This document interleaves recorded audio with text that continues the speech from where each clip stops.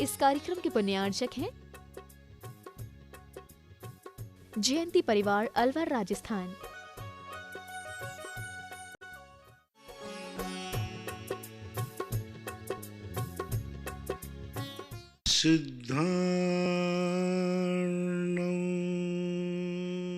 नमो सिद्धाणं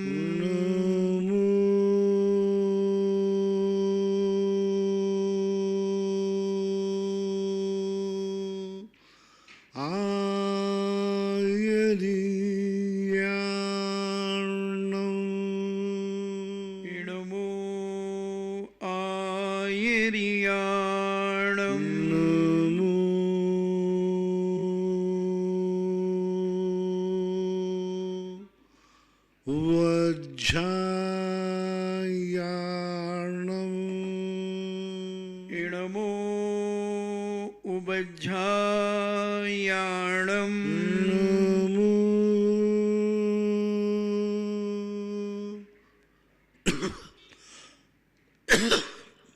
लोये सवसाहूर्णम् नमो लोये सव्यसाहूर्णम्। पंच परमेष्टि भगवान की जय।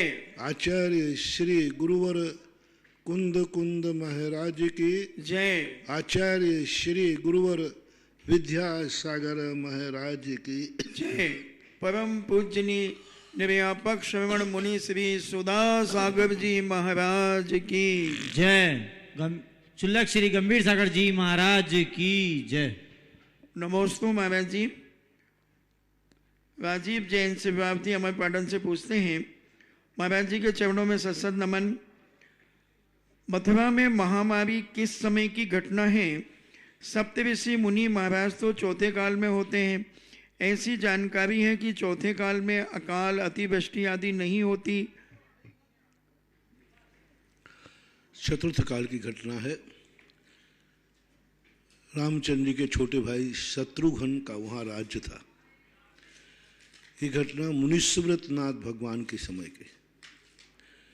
जिस समय शत्रुघ्न ने वहाँ राज्य गद्दी संभाली, क्योंकि रामचंद्र जी ने अपने छोटे भाई शत्रुघ्न को मथुरा का राज्य दिया। एक बहुत बड़े आताताई राजा को समाप्त करके शत्रुघ्न ने वो गद्दी प्राप्त की थी। उस समय सप्तऋषि को के समय के उसी समय के सप्तऋषि हैं। उसी समय मथुरा में महामारी फैली थी। चतुर्थ काल में महामारी नहीं फैलती है, ये आगम में कैसा कहीं नहीं लिखा। चतुर्थ काल में भी बड़ी बड़ी महामारियों का उल्लेख मिलता है, बड़े बड़े प्रलयों का उल्लेख मिलता है, अतिवृष्टि के उल्लेख मिलते हैं, सूखे के भी उल्लेख मिलते हैं। अकाल, कई अकाल पड़े चतुर्थ काल में। जहाँ अकाल का अर्थ होता है पानी नहीं बरसा, 10-10, 12-12 साल तक पानी नहीं बरसा। ऐसी वृष्टि हुई कि सब तरफ जलमग्न हो गए नदियों आदि के लिए। तो ये सारे उल्लेख शास्त्रों में मिलते हैं। चौथे काल में, हाँ, भोग भूमि के काल में नहीं होता, ऋषभ देव के पहले नहीं था, लेकिन कर्म भूमि में तो ये सारी घटनाएं, दुर्घटनाएं घटती रहती हैं। महेंद्र जैन पत्रकार इंदौर से पूछते हैं, गुरुवन नमोस्तु नमोस्तु नमोस्तु। यदि कोई व्यक्ति जो सुन भी नहीं पाता हो और बोल भी नहीं पाता हो, लेकिन उसके भाव भगवान के अभिषेक शांति धारा करने के हों और मैं उस व्यक्ति को श्री जी का अभिषेक शांति धारा करवाता हूँ, तो उससे क्या मुझे कोई दोष तो नहीं लगता? कोई दोष नहीं लगता, क्योंकि देख तो पा रहा है ना, नहीं कर पा रहा, सुन पा रहा, कोई बात नहीं। देखने में भी भगवान के दर्शन करने से ही सारे पुण्य के बंद होते हैं। देव दर्शन भी आता है, कोई बाधा नहीं।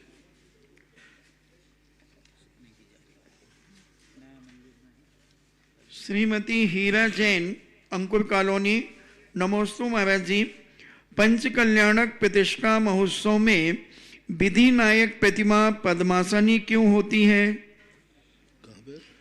भगवान के पंच कल्याणक में जो विधि नायक प्रतिमा होती है तो वो पद्मासनी क्यों होती है? पहली बात तो सारी क्रियाएं पंचकरण के पद्मासन से ही होते हैं। जन्माभिषेक पद्मासन मुद्रा में होता है। राज्याभिषेक पद्मासन मुद्रा में होता है। और जब भी भगवान समोषण में उपदेश देते पद्मासन मुद्रा में होते। मोक्ष भी बहुतायत मुनिराज पद्मासन मुद्रा से ही गए हैं। तो चूंकि परिक्रमा में उनकी क्रियाएं पद्मासन मुद्रा में एक। दूसरी बात, खड्गासन मुद्रा को हम कैसे उसको सुरक्षित करें, कहीं भी गिर सकती है, अभिनय हो सकता है, इस हेतु से। अभी रख दो, अभी फिर बाद में सब कर देंगे।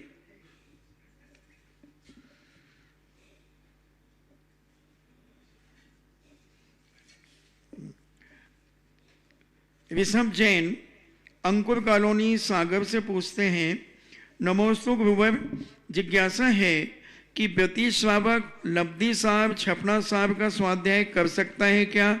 यदि कर सकता है तो क्या क्या सावधानी रखना चाहिए? अभी सभी लोग जितने लोग हैं वे सब एक एक आइटम लेके खड़े हो जाएंगे। सभी अभी एक एक आइटम लेके लोग खड़े हो जाएंगे, जब हम बताएंगे अभी 20 मिनट बाद। ऋषभ जैन अंकुर कॉलोनी से पूछते हैं, नमोस्तु गुरुवर, जिज्ञासा है कि व्यति श्रावक लब्धि साहब छपना साहब का स्वाध्याय कर सकता है क्या? यदि कर सकता है तो क्या क्या सावधानी रखना चाहिए? कर सकते हैं, लेकिन बहुत उपधान रखना। पहले तो संकल्प करना कि इस ग्रंथ को पूर्ण किए बिना हम दूसरे ग्रंथ को विस्तारेंगे नहीं, पहले इसको पूर्ण करेंगे। दूसरा, सावधानी पूर्वक करना। दूसरा, उस ग्रंथ के शुरू करते समय कोई ना कोई नियम लेके करना, त्याग करके करना। त्याग करके नियम लेके करोगे तो वह ग्रंथ थोड़ा अच्छी तरह तुम्हारे लिए मान्य होगा। नमोस्तु नेमीचंद जी छावड़ा जयपुर से पूछते हैं, नमोस्तु महाराज जी, इनके दो दोहे हैं, इनका अर्थ पूछना चाहिए।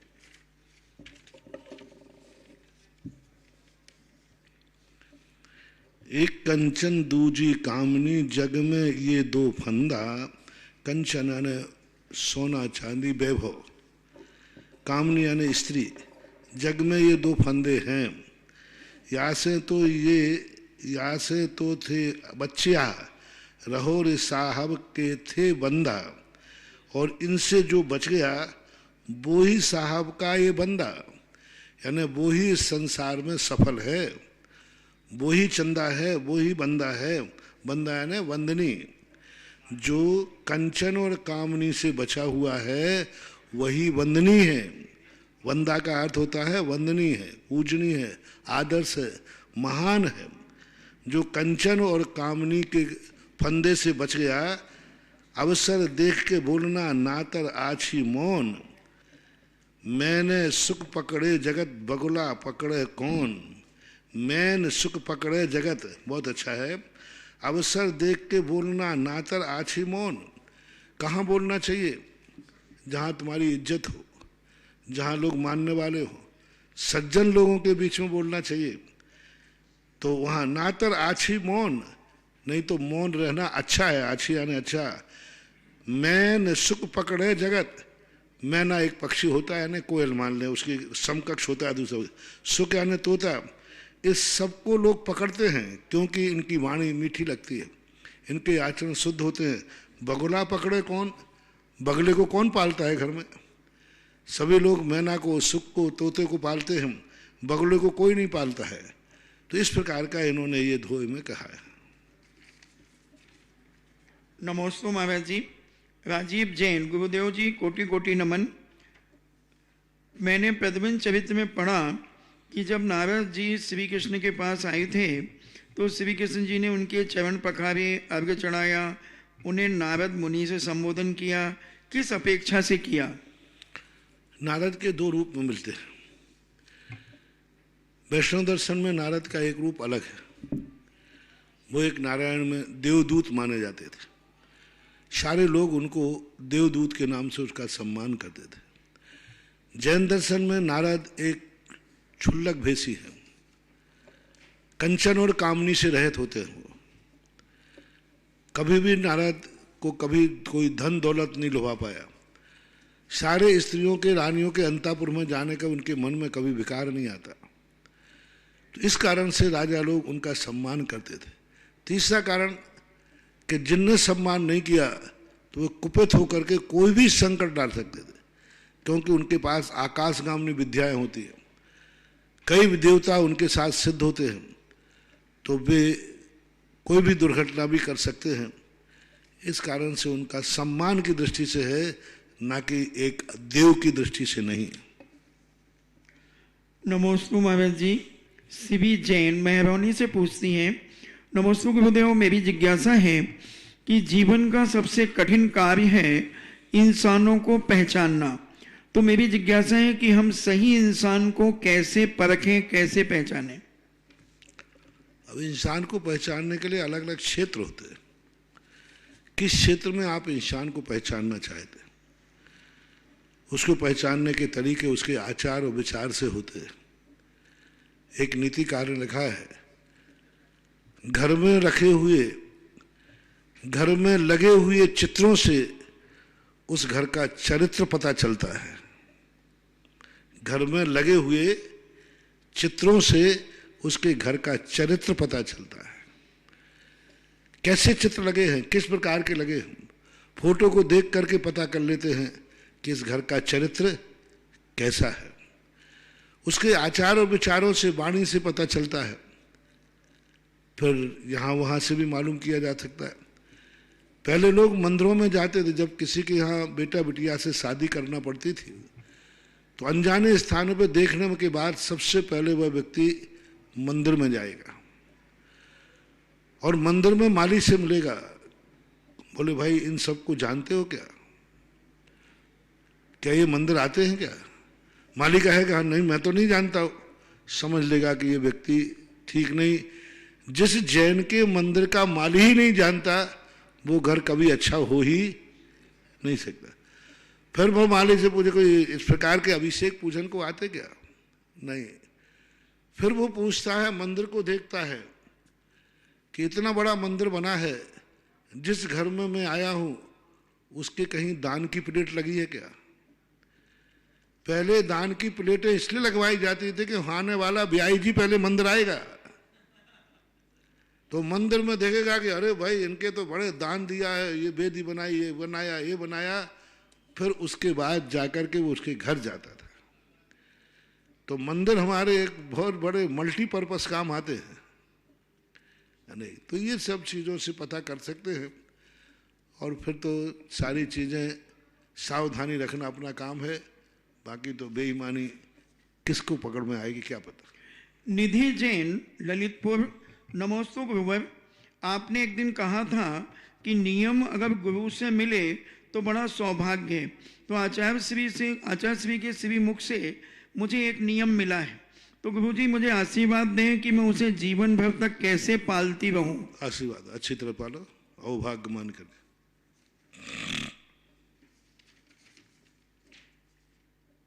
नमोस्तु महाराज जी। सन्नी जैन गोपाचल पर्वत ग्वालियर से पूछते हैं, नमोस्तु गुरुदेव, मेरी जिज्ञासा है कि एक व्यक्ति एक मंत्र की प्रतिदिन कभी 5 कभी 11 माला फेरता है, और ऐसा वह 9 महीने से प्रतिदिन माला फेर रहा है एक ही मंत्र की। तो गुरुदेव इसमें जिज्ञासा है कि वह मंत्र उस व्यक्ति के लिए किस प्रकार लाभदायक बनता है? ठीक है, भावना के अनुसार मंत्र काम करता है। इंजीनियर पीसी जैन गुना, नमोस्तु महाराज जी, मेरी जिज्ञासा है कि अक्षय तृतीया को अक्षय क्यों कहते हैं? अक्षय का शब्द होता है कि उस अक्षय निधि को प्राप्त होता है। जब मुनि के यहाँ किसी के आहार होते हैं तो वह ऐसा मानता है जैसे मुझे अक्षय भंडार मिल गया हो। और तीर्थंकर का जहाँ आहार होता है वहाँ उस घर में कभी भी किसी भी रूप में कभी अन्न की कमी नहीं आती। ऐसे एक महानस नाम की रिद्धि होती है। महानस नाम की रिद्धि का अर्थ है कि महानस रिद्धि वाले मुनिराज जहाँ आहार कर लेते हैं, वो आहार भले 2 व्यक्तियों के लिए बना हो, लेकिन पूरे चक्रवर्ती की कटक भी झीम जाए तो भी कमी आने वाली नहीं है। बनाया 2 लोगों के लिए थे, और पूरे भारत की 125 करोड़ जनता आ जाए तो भी कभी भंडारा कम। 6 अरब जनता आ जाए, विश्व की 7 अरब, कम कभी पड़ेगा ही नहीं। वो ऐसे महान अक्षय निधिधारी, महानस सिद्धिधारी तीर्थंकर का आहार उस दिन हुआ था, राजा श्रेयांश के दिन। तो अक्षय निधि उसको लिए अक्षय तृतीया कहते हैं। महेंद्र जैन, इंदौर। नमोस्तु गुरुदेव। धर्म और कर्म सफल धार्मिक एवं सामाजिक जीवन की सफलता का आधार माने जाते हैं, लेकिन आज की परिस्थितियों में दोनों को एक साथ पूरा करना असंभव सा प्रतीत होता है। महाराज जी, यदि धार्मिक दृष्टि से कार्य किया जाता है तो कुछ दूसरे दायित्व छूटने का डर रहता है। महाराज जी, इसके बीच आपसी संतुलन कैसे बनाया जा सकता है? ये आपका सोच है। धर्म और कर्म ये दोनों एक दूसरे के पहलू हैं। आप अनैतिक करना चाहते, आप कर्म नहीं करना चाहते, आप कुकर्म करना चाहते हैं। कर्म धर्म का विरोधी नहीं है और धर्म कभी कर्म का विरोधी नहीं है। मैंने एक दिन ऋषभ कहा था, ऋषभदेव जैसे महान तीर्थंकर अहिंसा के पुजारी षटकर्म सिखा रहे हैं, खेती करना सिखा रहे हैं, तो पाप है। आरंभ परिग्रह कौन सिखा रहा है? ऋषभदेव। खेती करना में कितना आरंभ हिंसा होती है। ऋषभदेव जो हिंसा के पुजारी हैं और वो जनता को खेती करना सिखा रहे हैं। वे तलवार चलाना सिखा रहे हैं। उनको मालूम है कि तलवार चलेगी जब कोई ना कोई मरेगा। ऋषभदेव तलवार करना सिखा रहे हैं, व्यापार करना सिखा रहे, षट कर्म सिखा रहे हैं, सारे कर्म सिखा रहे हैं। और ये सारे कर्म आरंभ परिग्रह में ये कर्म है। यदि धर्म कर्म का विरोधी होता तो तीर्थंकर कभी कर्म का उपदेश नहीं देते। कभी भी। ये तुम्हारी बहुत बड़ी भूल है। धर्म सही कर्म की व्यवस्था बनाता है। धर्म के अनुसार चलेंगे तो तुम कर्म में कभी फेल नहीं होगे। लेकिन तुम कुकर्म करना चाहते हो। अब कुकर्म का तो धर्म विरोधी है। कमाने का कहाँ कहाँ धर्म विरोधी है? तुम डाका डालना चाहते हो, अब डाके का तो विरोधी है ही। कहाँ कि तुम कोई कर्म मत करो, धंधा करो, व्यापार करो, खेती करो, कितना करो, जितना कर सको उतना करो। पर उन्होंने तो ये कहा कि कर्म करो लेकिन कुकर्म मत करो। अब तुम कहोगे कुकर्म करना हमें जुआ खेलना, जुआ का विरोधी है। खाओ पियो मस्त रहो, तुमको हमें शराब पीना है तो ये पिए नहीं है। जो तुम्हारे और तुम्हारे परिवार के लिए हितकारी हो, फिर से सुनना, जो तुम्हारे और तुम्हारे परिवार के लिए हितकारी हो उस कार्य के लिए कभी धर्म मना नहीं करता। फैसला कर लो। बस शर्त क्या लगा दी मैंने, जो तुम कर रहे हो क्या वह कार्य तुम्हारे लिए सुख देगा? क्या तुम्हें निर्भय करेगा? क्या तुम सुखी रह पाओगे? उस कर्म करने के बाद भागना मत, कोई मुझे पकड़ नहीं ले। कर्म करने के लिए आप जो करो, अपने परिवार में मीटिंग कर लीजिए। मैंने एक बार कहा था, मैं बालकों को उस सब कार्य करने की छूट देता हूं, अपनी माँ से पूछे कर लेना। बस गुटखा खाना मम्मी से पूछे खा लेना, मेरा आशीर्वाद है।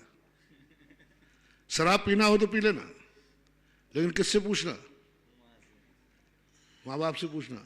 मुझे विश्वास है कि 90% माताएं कभी अनुमति, अब माताएं पीती हो तो बात अलग है।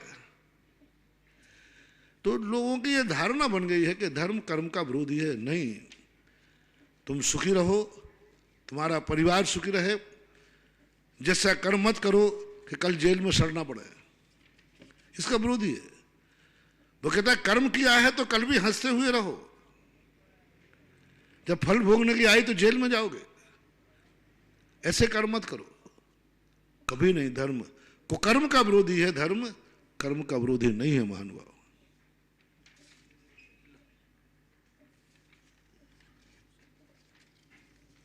सोनू जैन अजमेर से पूछते हैं, मेरे आराध्य गुरुदेव के चरणों में त्रिवार नमोस्तु।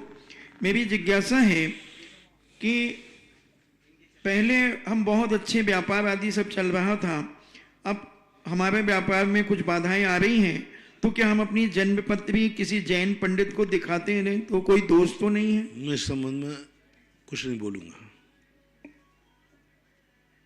राजीव जैन अमरपाटन, गुरुदेव त्रिवार नमोस्तु। मनुष्य वृद्ध अवस्था में समझदार बन ही जाता है, तो युवा अवस्था में उसे बार बार समझदार बनने के लिए कहा जाता है, फिर क्यों नहीं समझता? युवावस्था में वो समझदार बनता नहीं है, अब वो बेसमझ के काम कर नहीं सकता, इसलिए वो समझदार बना नहीं है, कर्मों ने उसको समझदार बना दिया है, क्योंकि अब वो बेसमझ के काम कर ही नहीं सकता, उल्टे सीधे काम करने की क्षमता ही नहीं रही। इस कारण से जो वृद्ध अवस्था में समझदार बनते हैं वो धर्म के कारण नहीं, वो कर्म के कारण बन जाते हैं। हर व्यक्ति वृद्ध अवस्था में सज्जन बन जाता है क्योंकि अब वो दुर्जन के काम करने लायक नहीं रहा, इसलिए। प्रभा जैन देवरी, गुरुदेव कोटि कोटि नमोस्तु। हे गुरुदेव, आपने एक दिन कहा था कि किसी की स्मृति की चीजें नहीं रखनी चाहिए क्योंकि उनसे नकारात्मक ऊर्जा मिलती है। तो महाराज जी, अभी जो 13वीं के बर्तन हमें मिले हैं उनका हम क्या करें? पहली बात तो मंदिर में रख जाओ, दूसरी बात है बाहर उसको कबाड़ खाने में बेच दो, तीसरी बात है किसी ऐसे स्थान पर दे दो जहां बिल्कुल तेल में से भी गई बीती हालत हो, और रखना नहीं चाहिए अपने पास। नहीं तो कोई मंदिर में या कोई कबाड़ खाने में यदि कोई मंदिर के शादी वाय भंडारे होते ना, उस भंडारे में दे दीजिए, क्योंकि मंदिर अलग चीज है और व्यक्तिगत अलग चीज है। ऋषभ जैन, अंकुर कॉलोनी, सागर, नमोस्तु गुरुदेव। चौथी प्रतिमा प्रोषदोप उपवास के नाम से जानी जाती है, जिसमें सप्तमी और नवमी को एकासन तथा अष्टमी का उपवास, 13 और पूर्णिमा को अमावस्या को एकासन और 14 को उपवास करना होता है। जिज्ञासा यह है कि अष्टमी चतुर्दशी के आगे पीछे की तिथियां यदि दो पड़ जाती हैं तो क्या दोनों दिन तिथियों में एकासन करना पड़ता है? वही लेके खड़े हो जाएंगे। ठीक है, बोलो। अगर दो तिथियां आगे पीछे पड़ जाती है तो क्या दोनों तिथियों में एकासन करना पड़ता है?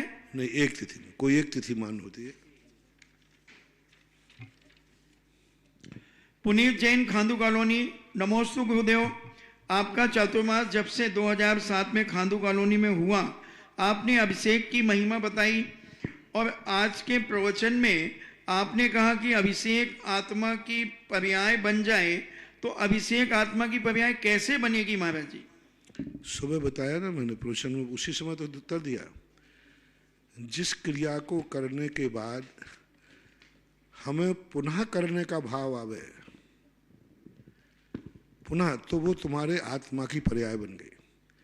चाहे अच्छा कार्य हो या बुरा कार्य हो, पुण्य का कार्य हो या पाप का कार्य हो, कोई भी व्यक्ति एक कार्य करता है, यदि उस कार्य में उसको आनंद नहीं आवे, दुख होवे, तो वो दोबारा करने का प्रयास नहीं करता। पापी को पाप में रस आ रहा है, दोबारा करेगा, समझ लेना ये जरूर पापी है। पहले बार करने वाला पापी हो ये कोई नियम नहीं है, लेकिन उसी पाप को दोबारा कर रहा है, इसका अर्थ निश्चित पापी है, क्योंकि इसको पाप में रस आने लगा। इसी प्रकार धर्म क्षेत्र में एक बार अभिषेक कर लिया तो धर्मात्मा की कोटि में नहीं आता। देखा सीखी कर लिया होगा, किसी ने कह दिया तो कर लिया हो, उसको करने के बाद उसके मन में ऐसी आनंद की अनुभूति हो, ओहो आज मैंने अभिषेक किया, इतना अच्छा लगा, अब मैं जिंदगी में कभी अभिषेक नहीं छोड़ूंगा। और ये और कह दिया, अब प्रभु मैंने अभिषेक करके इतना आनंद पाया, इसका सबूत क्या है? इसका सबूत ये है कि अब मैं प्रतिदिन बिना अभिषेक किए अन्न जल ग्रहण नहीं करूंगा। उसने जिंदगी चढ़ा दी, क्योंकि सुबह कहा था मैंने, अन्न जल के बिना जीवन नहीं। उन्होंने कहा मर जाऊंगा लेकिन अभिषेक नहीं छोड़ूंगा। मौत का दुख इतना ज्यादा नहीं है जितना अभिषेक का आनंद है। तो जैसे वो अभिषेक करके पुनः जीवन भर करने का ले ले, ये आत्मा की पर्याय बन गई। मुनि बना है, मुनि बनने के बाद उसको ऐसा आनंद आ गया, मैं जन्म जन्म तक मुनि बनूं, समझ लेना वो आत्मा की पर्याय बन गई, उसको आनंद आ गया। यदि कष्ट हुआ होता तो यही कहता कि हे भगवान अब तो बन गया तो बन गया, आगे नहीं फंस जाऊं। जिस कार्य को करने के बाद आप ऊब जाएं, ज्ञान बिना निश्चय निश्चय निश्चयवादी ये डूबे, क्रियाकलापी ये डूबे डूबे संयम से उबे। जिस धर्म की क्रिया करते समय आप ऊब जाएं, बस बहुत हो गया। कल कहा था ना मैंने, दो चीजें, लोगों ने इंद्र बने पंचकर्म में, अरे भैया बन गए एक बार, अब क्या हम जिंदगी भर बनते रहे? गया काम से। गया काम से। उसका एक बार बनना कोई मतलब नहीं रखता। जो एक बार इंद्र बना, हे भगवान इतना आनंद आया, जन्म जन्म तक मैं इंद्र बनता रहूं जब तक संसार में। सौधर्म बना, कबीर बना, ईशान, कोई भी इंद्र बना पंचकणक में, यदि पंचकणक में तुम्हें आनंद आया है तो हे भगवान ऐसा मौका मेरी जिंदगी में बार बार घटता रहे, बार बार घटता रहे। और जब भी मुझे ऐसा मौका मिलेगा, जैसे मैंने कहा, जैसे आपके कोई तीर्थ क्षेत्र होते हैं, नगर होते हैं, एक बार तुम पंचकणक में बैठ गए हो, बार किया, इतना आनंद आया, अब तो मेरे नगर में कहीं भी पंचकणक होगा, मेरे तीर्थ में कहीं पंचकणक होगा, मैं पंचकणक में कोई ना कोई पात्र तो जरूर बनूंगा भगवान। मैंने अपने जीवन में नियम ले लिया, वो आत्मा की पर्याय बन गया, अब फलेगा। मूंग दो प्रकार का होता है, एक ठर्रा मूंग हो गया। मूंग वो किस काम का जो नए मूंग को पैदा नहीं करे, वो धर्म किस भाव का जो धर्म करने के बाद पुनः धर्म करने की प्रेरणा ना दे। कोई भी चीज, दान देने का अच्छा चस्का लग जाए, भगवान इस बार तो कुछ नहीं दिया, बस ऐसा आनंद आ गया, अगली बार फिर मैं अब कमाऊंगा दान के लिए, जीऊंगा दान के लिए, ऐसा आनंद, एक आनंद की अनुभूति। बार बार करने का भाव आया, एक बार माला फेरी, भगवान अब माला छोड़ूंगा नहीं, एक नियम ले लिया, भगवान इस नियम तोड़ूंगा नहीं, चाहे करूंगा, मजा आ गया। तो जब किसी धर्म की क्रिया को एक बार करने के बाद पुनः करना, बार बार करने का भाव आए, समझ लेना वो धर्म की क्रिया आपके आत्मा की पर्याय बन गई, आपके जीवन में उतर गया, आपको इतना आनंद आ गया कि नहीं ये कार्य तो मैं बार बार करूंगा। अक्सर कर लोग उब जाते, उस पंचकणक में तो हम इंद्र बन गए थे, अब हर बार बनूं क्या? उब गए तुम, बनो या नहीं बनो, ललक तो रखो, बन पाओ या नहीं बन पाओ, सवाल इसका नहीं है। सवाल ये है, मैंने तो अब कहा था सुबह, कोई भी व्यक्ति कभी जो भी धर्म की क्रिया कर गया हो उसका कभी उल्हाना नहीं देना, साहब मैं तो बन चुका हूं स्वधर्म। आपसे किसी ने कहा भाई पंचकणक हो रहा है, आप स्वधर्म बनिए, कभी ये मत बोल देना मैं तो एक बार बन चुका हूं। क्या बोलना? बार बार बनने का मन होता है, लेकिन अभी मेरी अनुकूलता नहीं। कितना अंतर आ गया। एक में क्या कहा तुमने, अरे भैया बन तो गया तो वहां, दूसरे ने कहा भगवान बनना तो है लेकिन अनुकूलता नहीं है हमारी, मेरा मन करता है कि मैं बार बार बनूं। इसका अर्थ है मजबूरी रोक रही है, भावना से तो तुम स्वधर्मेंद्र बन गए, जन्म जन्म तक बनो। हर चीज में यही कहो, कभी पुराना दान, पुरानी आवाज कभी मत उठाना। मैंने एक बार तो कर तो लिया। कई लोग कहते महाराज जी हम दान इसलिए नहीं बोलते, पर एक समाज वाले प्राण लेते, बार बार हमारे पास आते, ऐसे हमारे पास लोग आते, महाराज जी मैं दान नहीं बोलता, आप चुपचाप बुलवा दो। क्यों?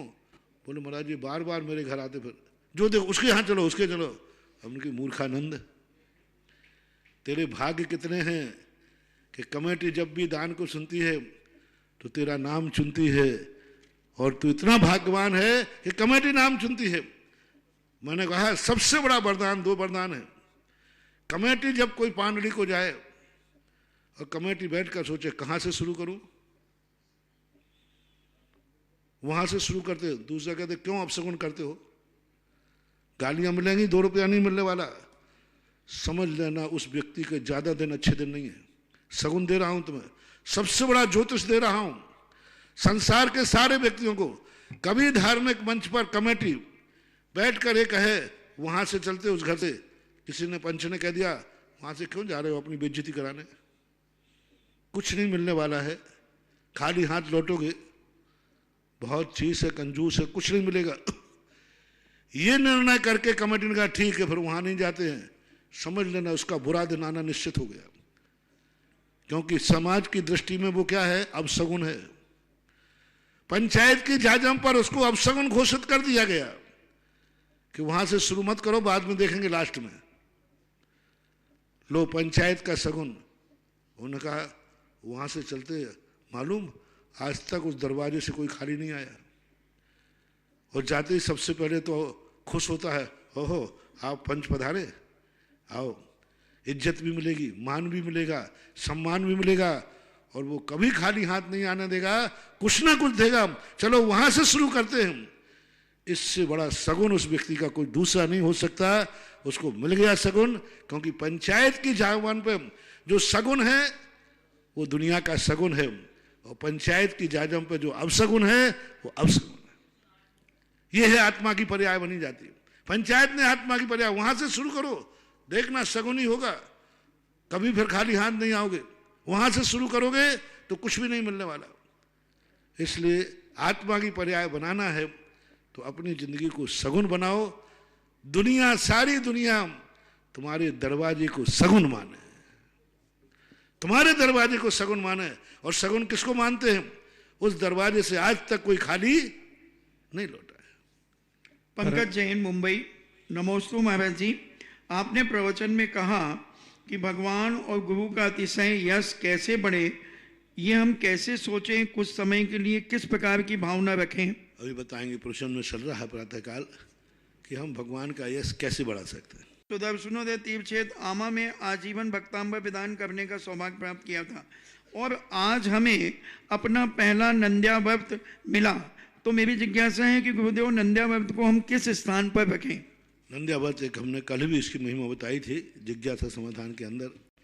नंद्या व्रत एक शाश्वत, अक्षय, अखंड, अविनाशी वस्तु है, जिसके दर्शन करने मात्र से इस सृष्टि में पड़ने वाला प्रलय भी शांत हो जाता है।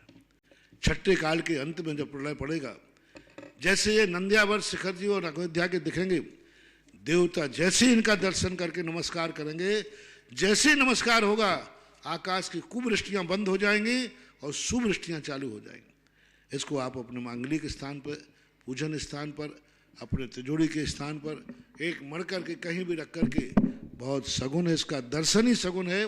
इसकी आकृति बहुत मांगलिक है।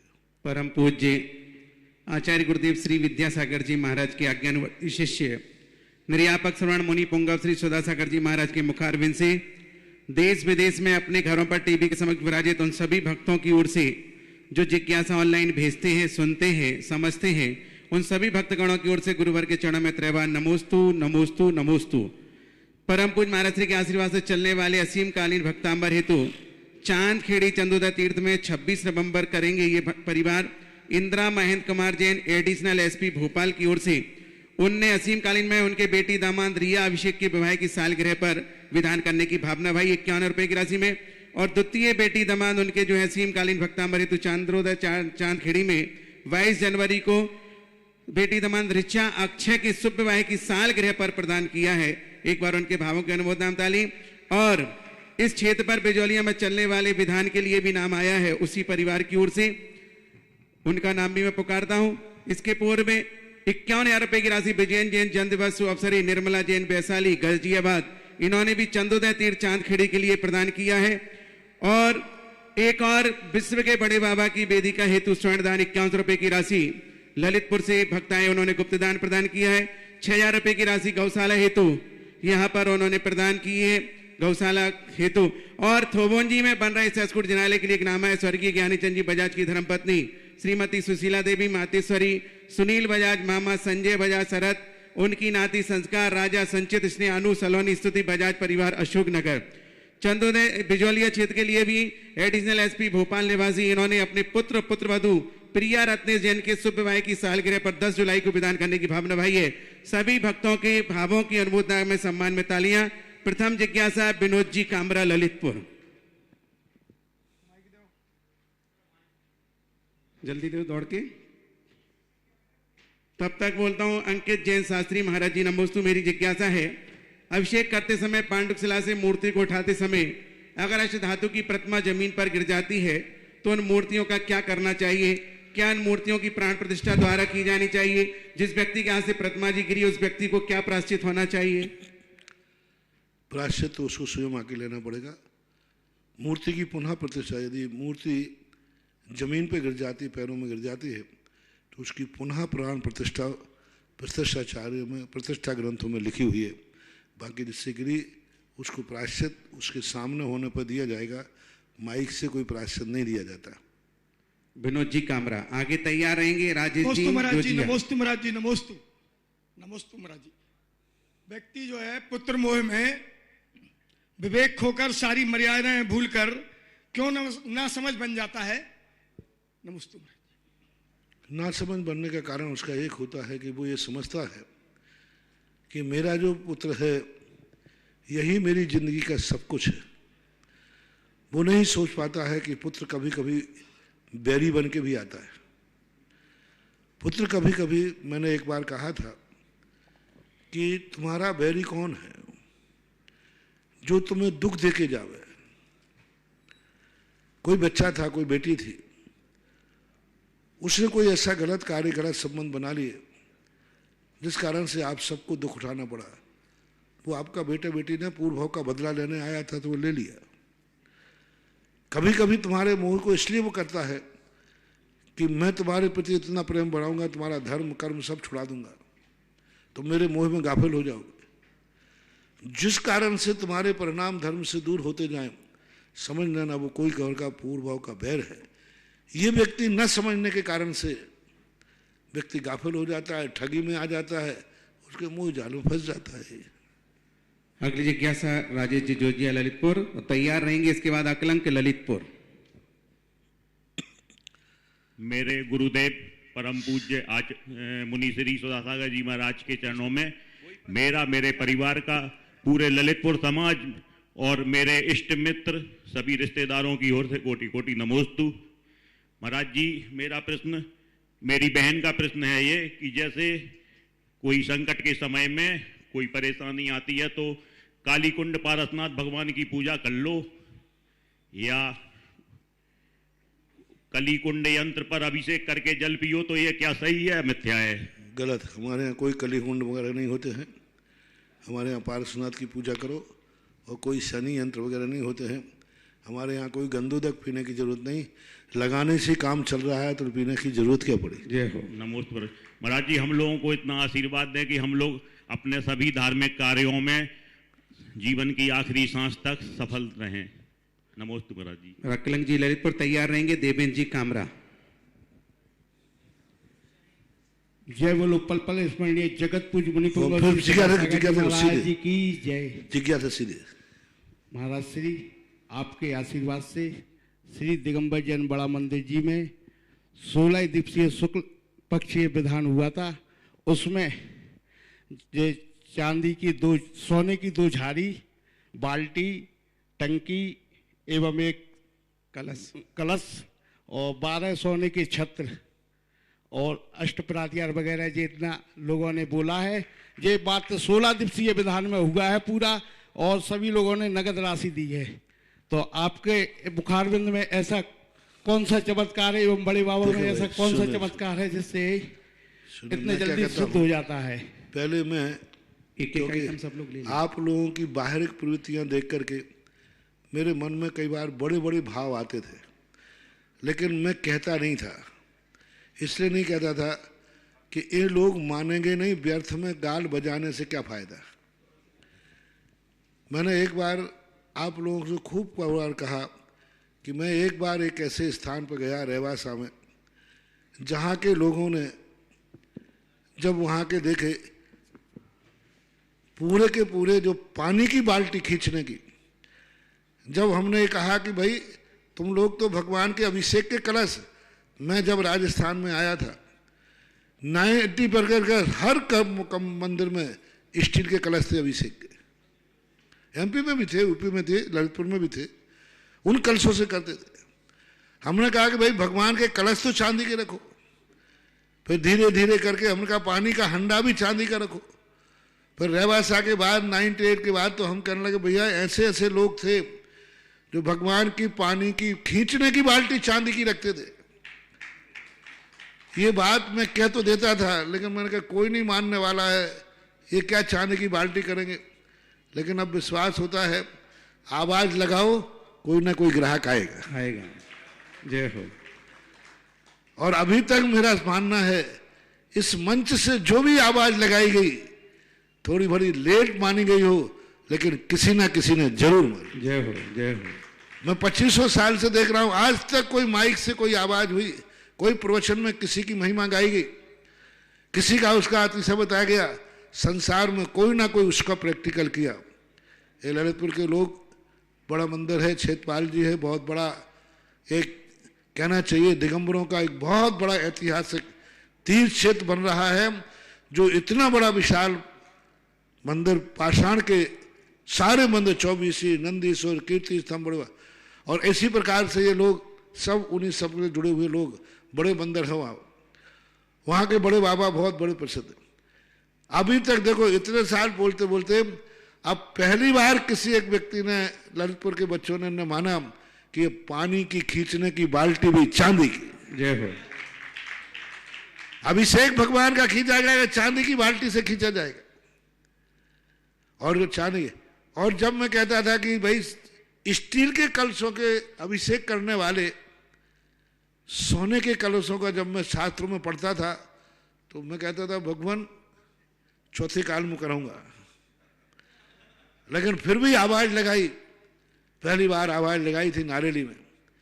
मैंने कहा मेरा मन करता है कि एक दिन सोने की झाड़ियों से अभिषेक देखूं। जय हो।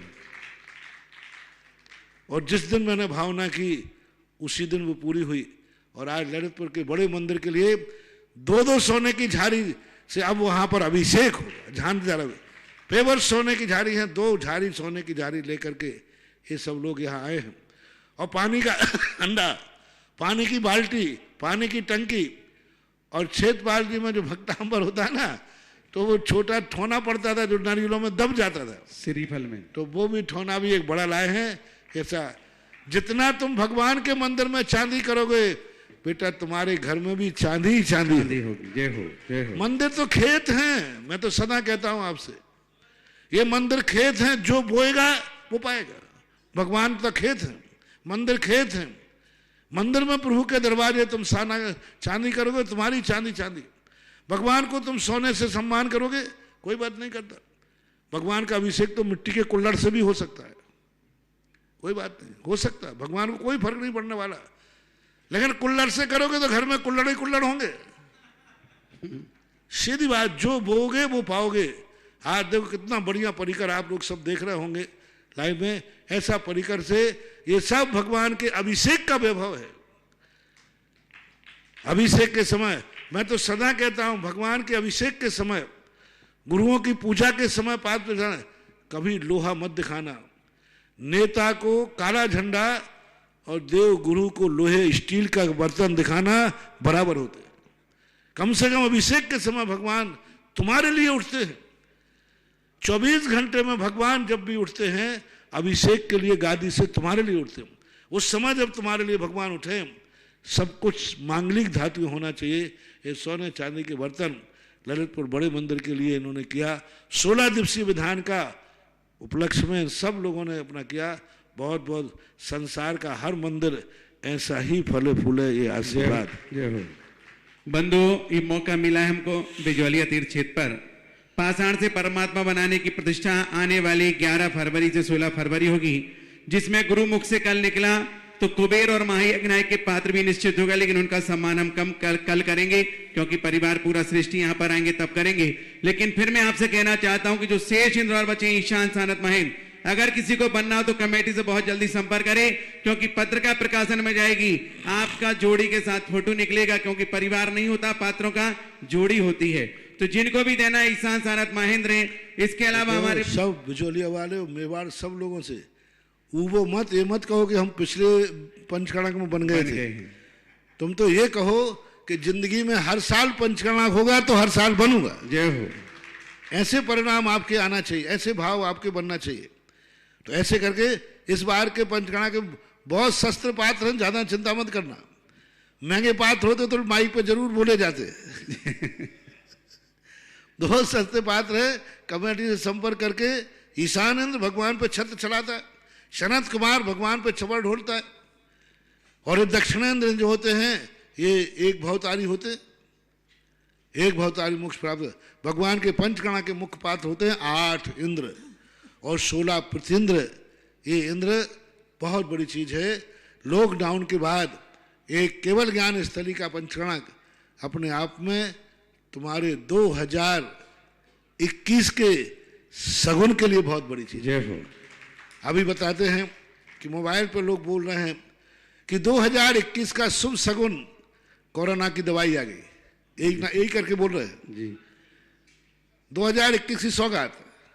इसी प्रकार से 2021 का ये पंचकल्याणक सारे भारत के लिए एक सगुन के रूप में प्रतीत हो, ऐसा करके बहुत जल्दी करें। बंधु एक बात और बता दूं, यहाँ पर फरवरी में 24 फरवरी से 29 फरवरी पंचगणक था और उसके बाद गुरुवार के सानिध्य का पहला पंचगणक इस लॉकडाउन के बाद होगा और पूरे वर्ष गुरुजी ने जो साधना की, उस साधना का प्रभाव हमें मिलेगा कि प्रतिष्ठा में गुरुमुख से जो वाणी मिलेगी, जो जिनवाणी का रहस्य मिलेगा, वो हमारे जीवन को बदलने वाला होगा। ऐसा अलौकिक अद्वितीय पंचगणक का अगर पात्र नहीं बन पाए तो हमारा सौभाग्य नहीं दुर्भाग्य समझना, क्योंकि लॉकडाउन में जितना सस्ता पात्र यहां बन गया, बाकी तो आप बोलियों में कभी जीवन में जीत नहीं पाओगे, क्योंकि गुरुजी जहां बैठते हैं और बोलियां लगती हैं तो अपने आप पैराग्राफ बढ़ता चला जाता है। दया की है गुरुवर ने कि कम से कम लॉकडाउन में सब गांव वालों को मौका मिले, चौकले वालों को मौका मिले तो अपनी बात को रखेंगे।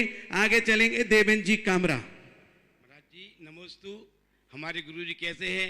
ज्ञानी, विवेकी, परम स्वरूपी, ध्यानी, वृत्ति, प्राणी तोपदेशी और मिथ्यावादी और मोक्ष को प्राप्त कराने वाले ऐसे गुरु जी के प्रणव पारमन नमोस्तु। महाराज जी हमारा छोटा सा प्रश्न है। महाराज जी हमें विश्वास सबके लिए कि आपको केवल ज्ञान अवश्य होना है। बस महाराज जी हमारा एक ही निवेदन है, महाराज जी हम लोगों को भूल मत जाना, बस महाराज जी यही निवेदन है महाराज जी।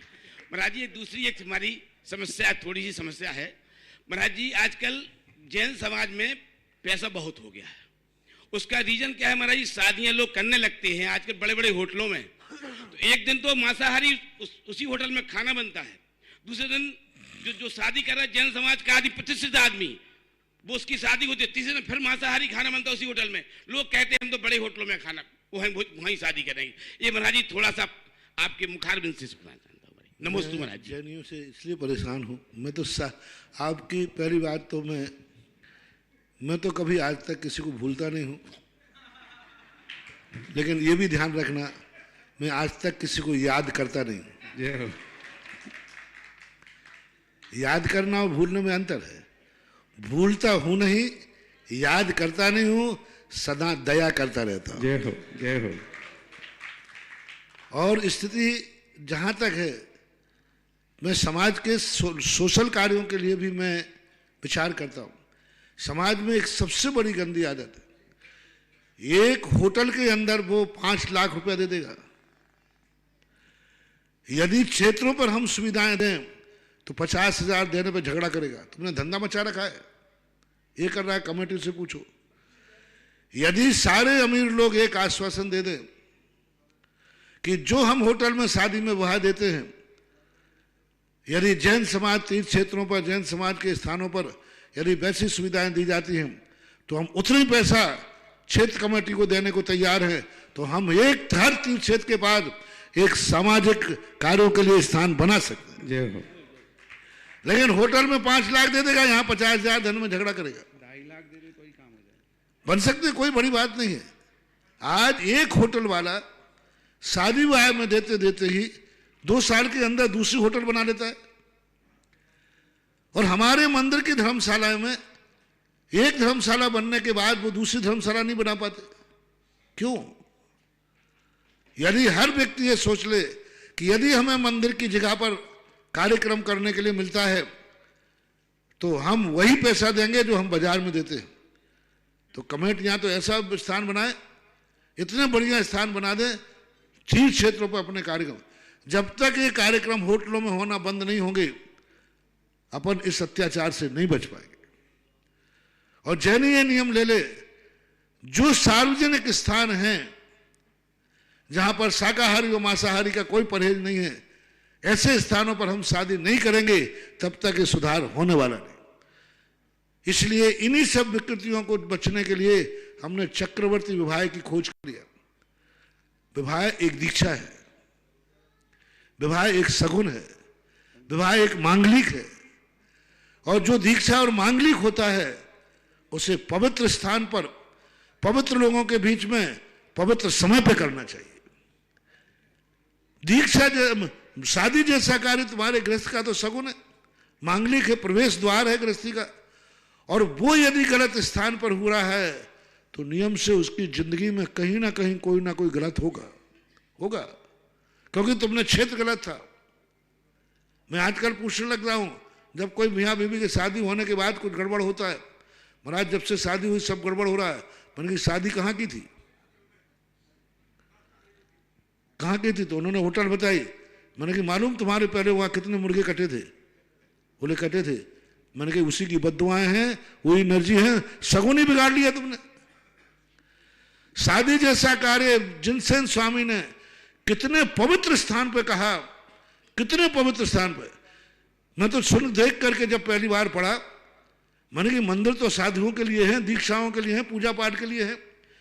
जिनसेन स्वामी कहते हैं, हे गृहस्थो, शादी जैसा कार्य इतने पवित्र स्थान पे होना चाहिए जहां जिनेंद्र जो सामने बैठे हो। जय हो। यानी मंदिर की छूट दे दी। जिनेंद्र प्रतिमा के सामने किसी कार्य को छूट देना, इससे क्या सिद्ध हो रहा है कि शादी जैसा कार्य कितने पवित्र स्थान पर होना चाहिए।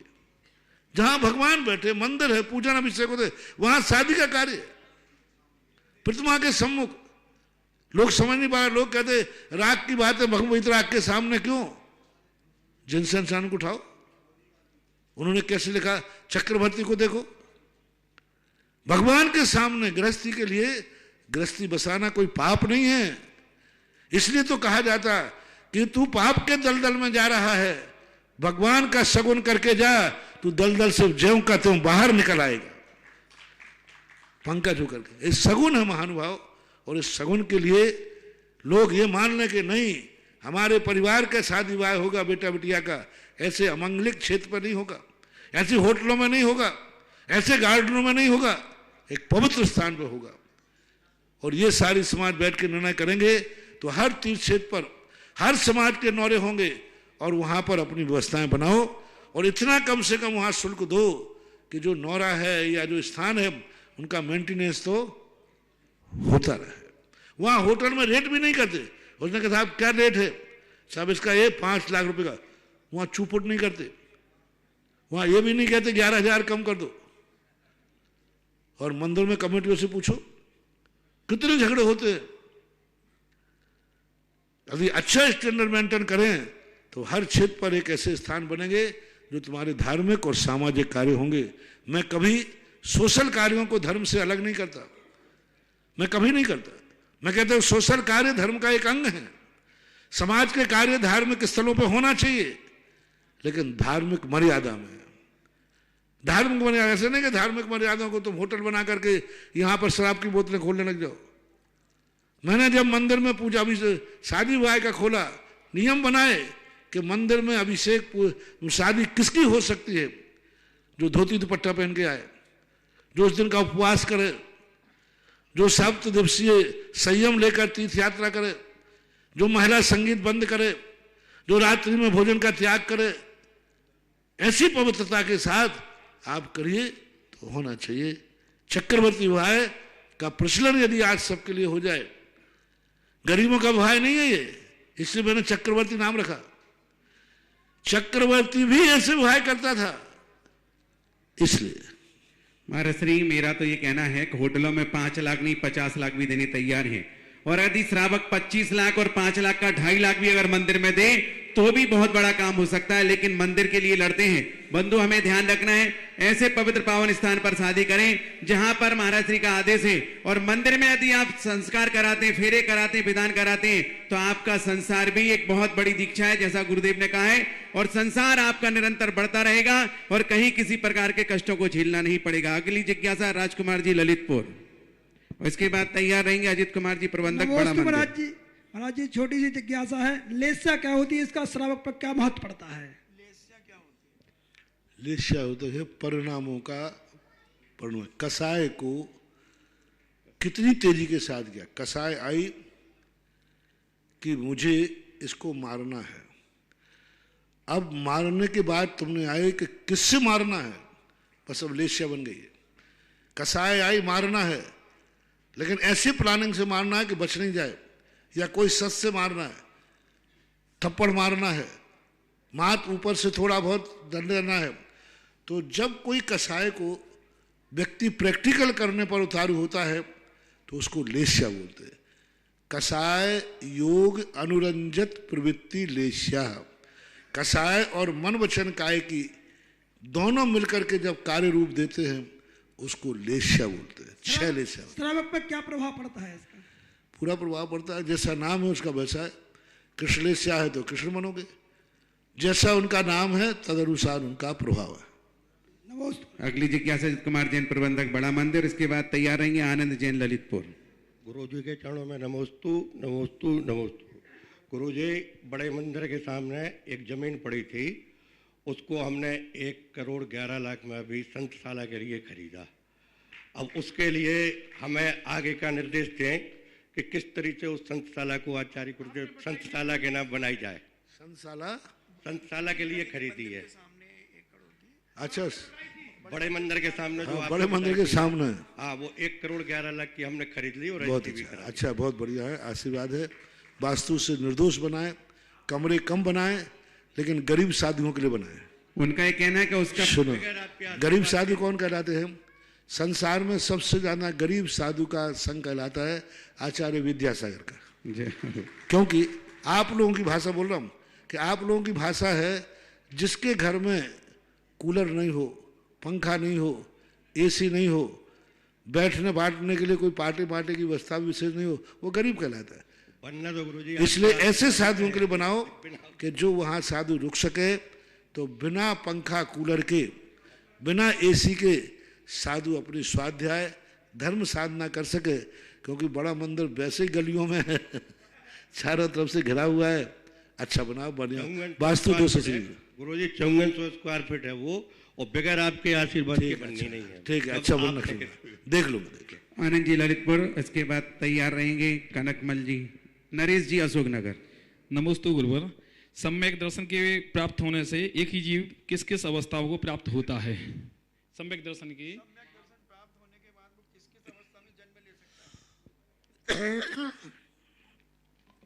सम्यक दर्शन प्राप्त होने के बाद तो नियम से यदि आयु का बंध नहीं हुआ है तो देव पर्याय में ही जाता है, मनुष्य की अपेक्षा।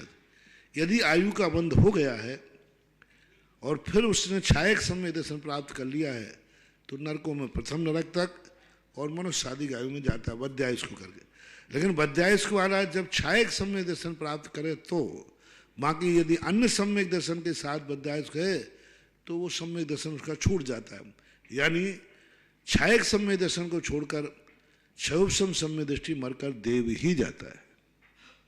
नरेश जी ललित अशोकनगर, इसके बाद तैयार रहेंगे कनकमल जी करवर।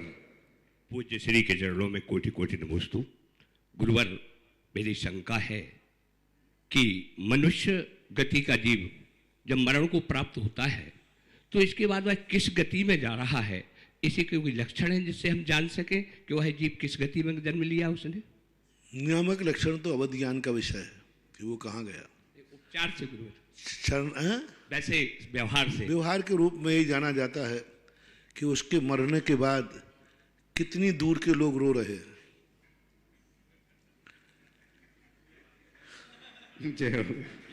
कितनी दूर के लोग, उसके मरने के बाद पड़ोसी में जाके पूछना कि भाई वो मर गया, वो मर गया, शांति हो गई। मोहल्ला कह रहा है बड़ी शांति हो गई, नाक में दम कर रखी थी। नगर कह रहा है शांति हो गई, देश कह रहा है शांति हो गई। ये तो दुर्गति का लक्षण है। सदगति में गया है, कोई मरने के बाद पड़ोसी से जाके पूछा, वो अरे वो मर गया, ओहो वो तो मेरा देवता था। मोहल्ले में पूछा, जो सुने वही को, वो मर गया, ओहो सुहाना मोहल्ला सूना हो गया। ओहो वो मर गया, नगर का देवता चला गया। ओहो वो मर गया, देश का बहुत बड़ी शक्ति चली गई। तो जिसके मरने पर लोगों को सुनते ही खेद हो जाए उसकी सदगति हुई है, जिसके मरने पर पड़ोसी खुशी मनाए उसकी दुर्गति हुई है।